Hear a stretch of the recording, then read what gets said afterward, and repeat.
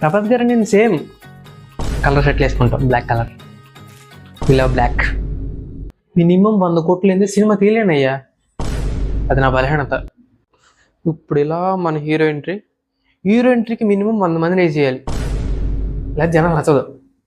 ఇప్పుడు మన హీరో పరిగెత్తుకుంటూ వచ్చి ఇట్టా తలకి నరకంగానే తలకి ఎలా గాలు వేస్తుంది, గర్తలు వచ్చి పట్టుకుపోతుంది. ఇది ఇక్కడ ట్విస్ట్. ప్రొడ్యూసర్ గారు ఆయన నమ్మండి, ఈ సినిమాతో మీరు ఎక్కడో నుంచి ఎక్కడికో వెళ్ళిపోతారు, నన్ను నమ్మండి.